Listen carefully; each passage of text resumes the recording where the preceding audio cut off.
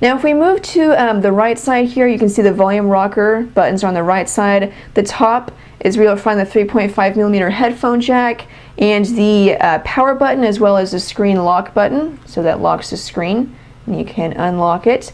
And then the left side has the micro USB port, which you can use for charging or data sync.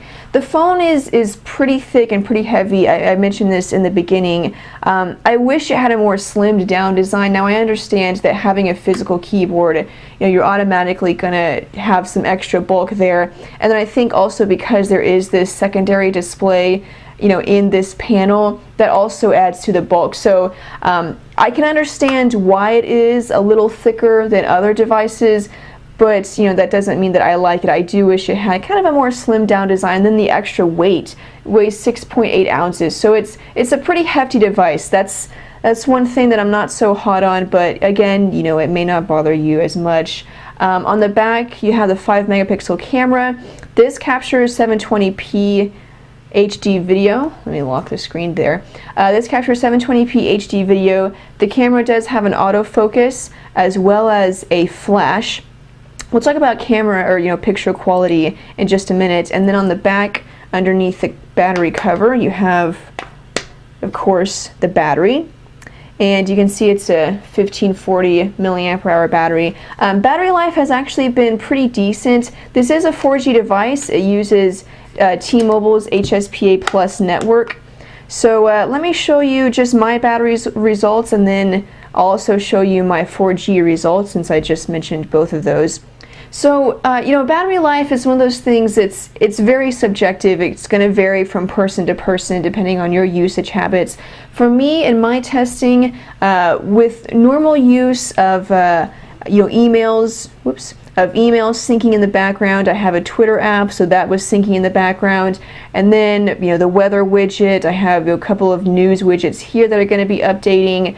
And then just overall use of web browsing, checking my email, using Twitter. Normal use, plus all of that syncing in the background. I did actually manage to get a day of use out of it, and then into the evening or at night, I definitely had to charge it every night. With a 4G device, 4G tends to drain the battery a little bit more quickly than, say, a 3G device. And then on top of that, it is an Android smartphone, so not the most battery efficient operating system. So, don't expect spectacular battery life, and I'm gonna, guarantee that you are gonna have to charge it every night. And then, being a 4G device, it's gonna drain a little more quickly, so you probably will have to charge it maybe into the evening. It really just depends on how often or how much you use your device, how heavily you use it. For me, I was able to make it into the evening on a single charge, and then I had to charge it at night. I'll show you my speed test results here, and we'll take a look at them. Now, to begin with, the speeds were not what they should have been. I did get one of 6.3 megabits per second, but then it dropped down to 2, 1.3, 1.7. Definitely not as fast as it should have been. I was kind of disappointed. T-Mobile's HSPA Plus network should deliver speeds faster than this, so I was kind of disappointed. But then testing it in other parts of the Dallas area, I'm in the Dallas area of Texas, and so I tested it in other parts of the city, and I did manage to get 3, nearly 4, 3.4. So those speeds, that was more of what I was expecting, more of what you should get, and then I dropped down again to 1.3. So I had a high of 6 megabits per second, and then the majority of the time it was about 2 to 3 megabits per second. Again, this is going to vary just depending on coverage in your area. You may get faster speeds than this, you may get slower speeds than this. While we're talking about data, let's go over to the web browser. And this is usually where I also start to mention the processor performance, how that performs. You can see right now I'm connected to Wi-Fi, so this isn't going to be a test of the speeds themselves. But if we go to phonedog.com and we'll load up the page.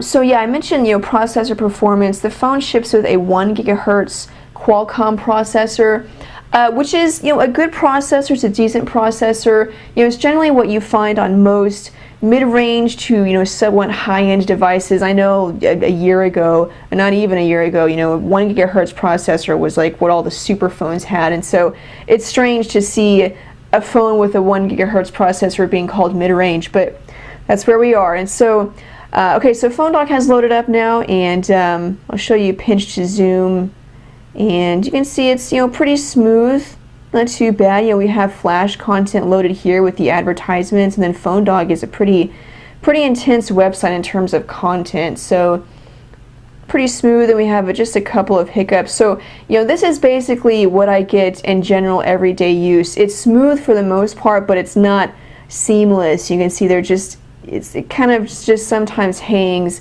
a little bit. You know, web browsing is fine because, you know, I say this in reviews, you know, for the most part when you're web browsing, you're not going to be doing this. You know, that's not how people web browse. So for general, you know, panning, zooming around, or zooming and then panning around, you can see it's pretty smooth.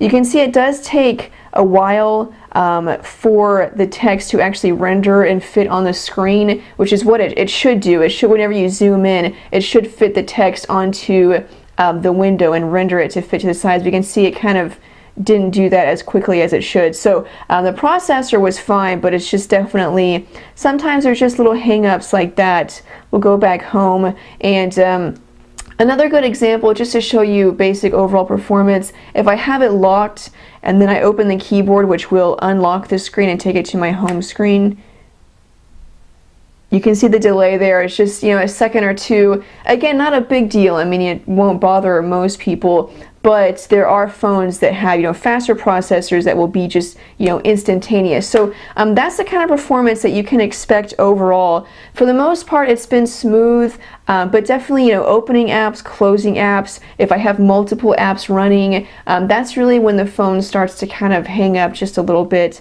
I'll go over to the Quadrant Standard app, and we'll just run a quick benchmark, and so I can give you guys the numbers if you want to see that.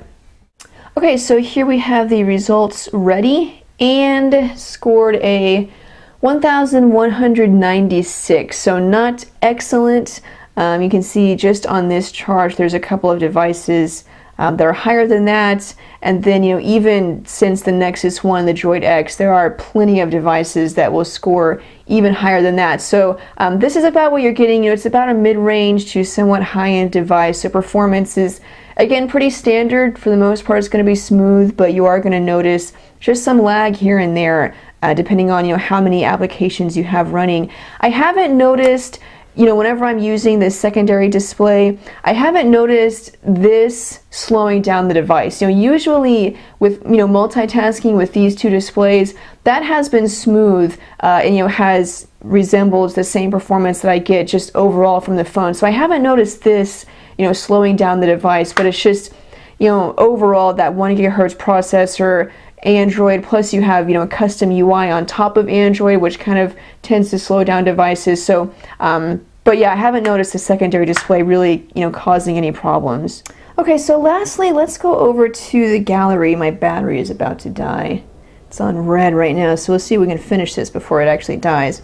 We'll go over to the gallery and take a look at some test pictures that I've taken. I said before that this had a 5 megapixel camera, autofocus with a flash. Now, the 720p, the HD video samples that I did, video quality was pretty poor. Audio quality was actually excellent. I was very surprised by, you know, how good the audio quality was, but the video quality was kind of lacking. And again, you know, there's, you know, high-end devices with a 5 megapixel camera. A lot of it just comes down to lens quality itself, even though the numbers may sound the same. Again, you know, keep in mind this is a mid-range device, so even though, you know, 5 megapixel may sound like a decent camera, the lens quality isn't the best out there. So just looking at pictures, they actually look pretty good. You know, just if your subject is, you know, 10 to 15 feet away, the detail is good, lighting has been good. You know, you can see this is a shot where the autofocus, it definitely did a good job. And the colors are a little bit dull, as you can see. You know, the reds aren't extremely red, they kind of fade out. But, you know, clarity has been pretty good, and if it's not like close-up picture, then it should look fine. It should take a pretty decent picture. It's just the problem is, you know, whenever you zoom in, you don't have to zoom in very far before you can see problems with capturing detail. If I go here, and already I can see the lines kind of blurring. So camera quality, it's about like a mid-range device. That's not a bad thing. You probably know that whenever you buy this phone, you're getting a mid-range device, and so the camera quality isn't going to be like the iPhone 4. And so as long as you know that, then it's good for considering the price, considering the phone itself and overall performance. The camera also performs basically like everything else, like it would on a mid-range device. And I think it takes fine pictures. It's just, detail isn't spectacular, and then the colors, they just look a little faded, depending on the lighting, of course. So those are sample pictures that I took. And then, like I said, HD video, video quality wasn't great, but audio quality, if that's a big deal to you, was definitely good. So that's pretty much it, guys. It's the LG DoublePlay from T-Mobile. The bottom line is, would I recommend it? For somebody on T-Mobile, would I recommend buying this phone? Honestly, this idea, the secondary display, it's awesome. I loved it. It was fun. It was useful. It just came in very handy. The problem is that I wish the phone overall was better. Typically, with a phone that performs this way, kind of hangs, the lag is something that I noticed on a daily basis. 4G speeds weren't really what they should have been. Overall, I probably wouldn't recommend the device based on, the pricing, but just, this is just so awesome. It's definitely something that you should try out. Maybe if you don't want to buy the phone, or if it's too thick and bulky for you, or the display is too small, definitely just try this out. So, it depends on your price range, depends on what you're looking for. It is a mid-range device, but that secondary display, it's pretty cool to have. So, that's the DoublePlay. Check it out in stores, see if it's something that suits your needs, and decide if something that you want. So thanks guys for watching. If you have any questions about this phone or just any other phone, you can send me a message on Twitter. My screen name is It's My Job to Know. I try to answer as many questions as I can. I can't get to all of them. But thanks for watching this review. I'm Sydney from PhoneDog.com, and I'll see you guys later. Bye.